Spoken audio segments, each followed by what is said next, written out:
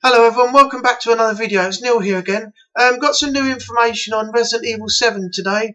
This is regarding a translation of a Japanese pamphlet packaged with a Resident Evil 7 gun replica that may explain Umbrella Corp's presence in the main game.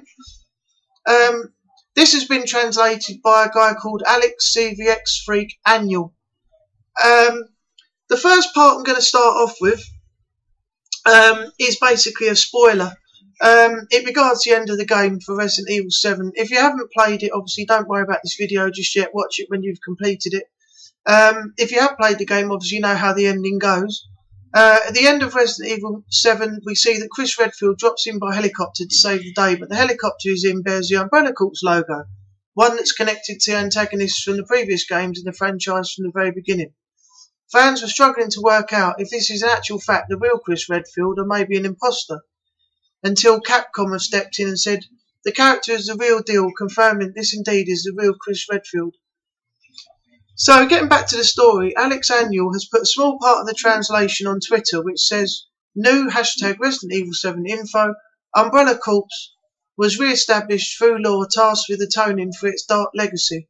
So this refers to its actions in the previous Resident Evil games, starting in the mansion at the Raccoon Woods that Chris, Barry, Jill investigated, along with Wesker, who later turned out to be the coordinator of the viral outbreak and the man who lured the STARS team there in order to test the creations on human subjects.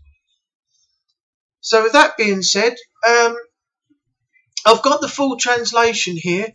I'm going to read that out to you now, and this may give you an insight as to the old Umbrella and the new Umbrella.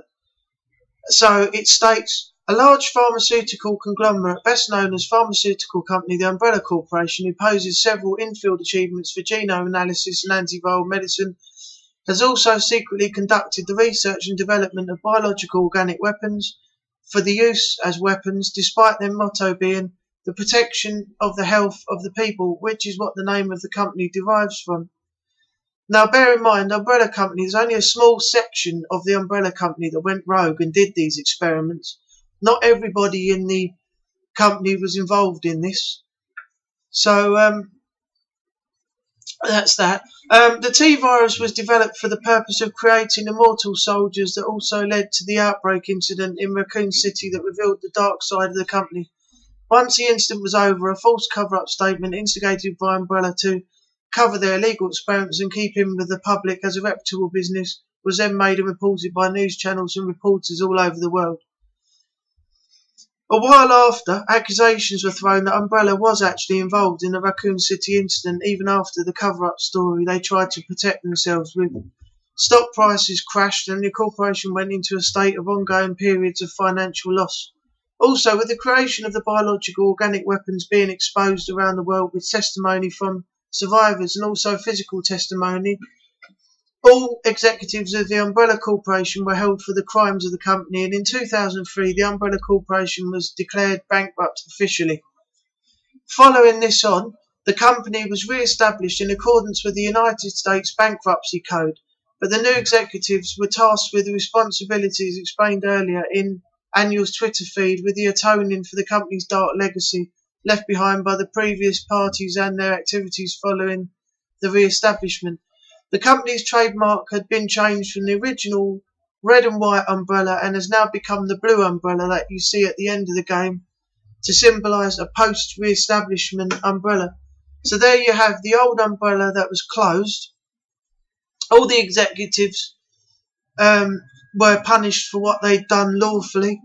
Umbrella went bankrupt, and now a new umbrella has been risen from the ashes, and it's a totally different company with a different logo to what the last logo was. As far as Umbrella's, this new Umbrella company, their motives, they're unclear.